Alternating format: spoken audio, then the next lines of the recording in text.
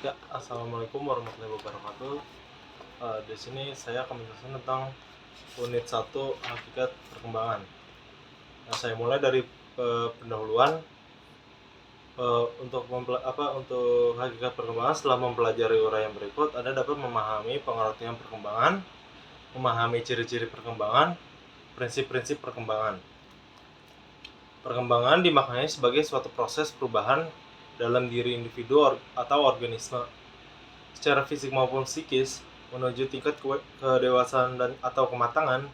Perkembangan itu berlangsung secara sistematis, progresif, dan berkesinambungan.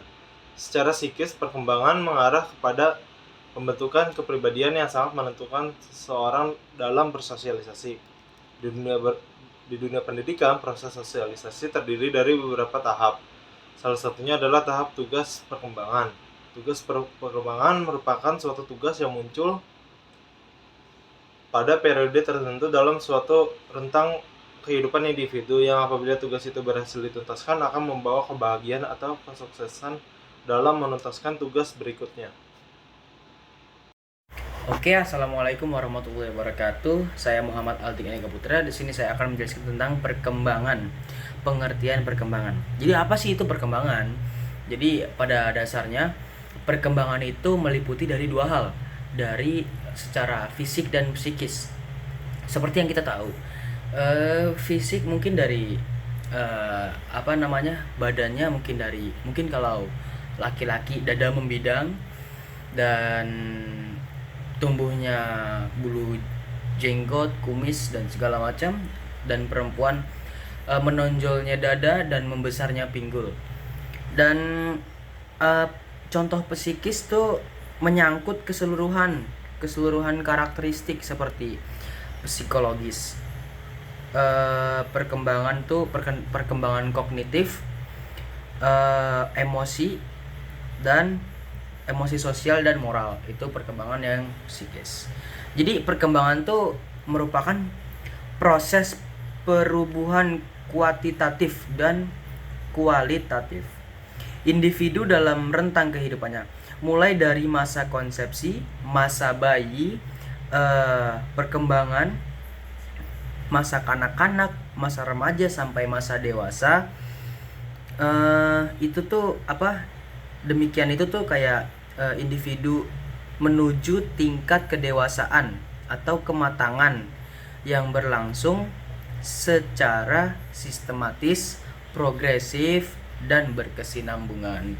Jadi progresif, berkesinambungan, yaitu ada tahap-tahapnya. Dia di umur sekian, di masa kanak-kanak, ke masa remaja, ke masa dewasa, itu ada perubahan-perubahannya. Kan tidak mungkin ketika dia baru lahir itu mungkin sudah 10 tahun atau seperti apa, itu tidak mungkin. Makanya itu perkembangannya itu secara signifikan, secara bertahap, berkesinambungan, seperti itu. Oke, sekian dari saya. Wassalamualaikum warahmatullahi wabarakatuh.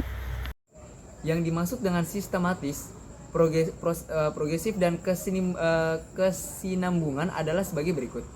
1. Sistematis berarti perubahan dalam perkembangan itu bersifat saling ketergantungan atau saling mempengaruhi antara bagian-bagian organisme fisik dan psikis dan merupakan suatu kesatuan yang harmonis.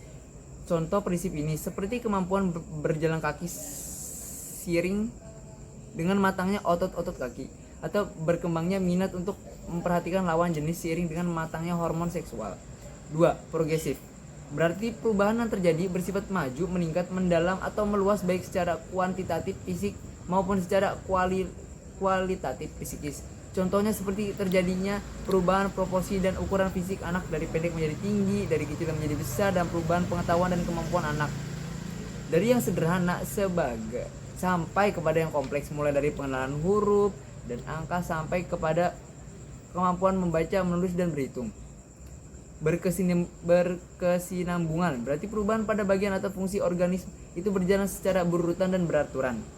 Contohnya, untuk dapat berjalan seorang anak lebih dahulu telentang.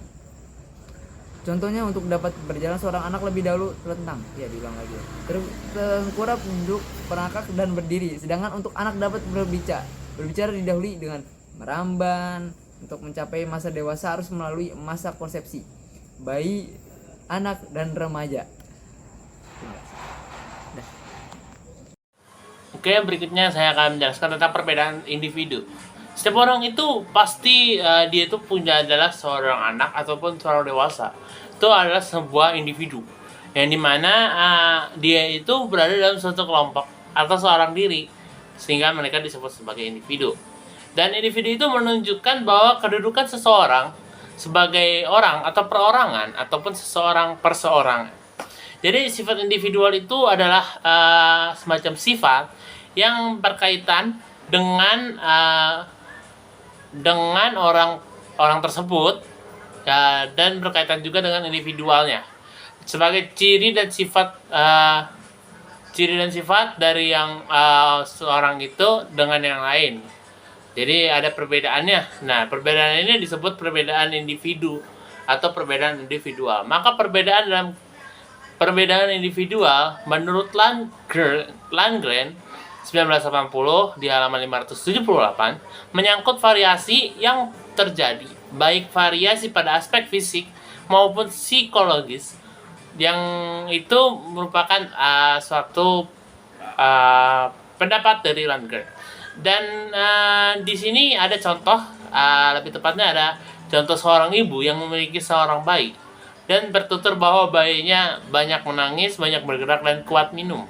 Nah, sedangkan ibu yang lain banyak yang ada juga yang memiliki seorang bayi yang pendiam, banyak tidur tapi kuat minum. Jadi dari kedua itu menunjukkan bahwa kedua bayi itu memiliki ciri dan sifat yang berbeda dari satu dengan yang lainnya. Berikutnya ada seorang guru yang setiap tahun ajaran baru selalu berhadapan dengan siswa-siswa yang berbeda-beda satu sama lain. Di antaranya siswa-siswa dalam satu kelas memiliki sifat-sifat yang berbeda, baik yang satu dengan yang lain. Dan mungkin dua orang dilihatnya hampir mirip atau bahkan sama. Tapi jika diamati dengan cermat, ada perbedaan di antara keduanya. Dan berikutnya akan dijelaskan oleh teman saya.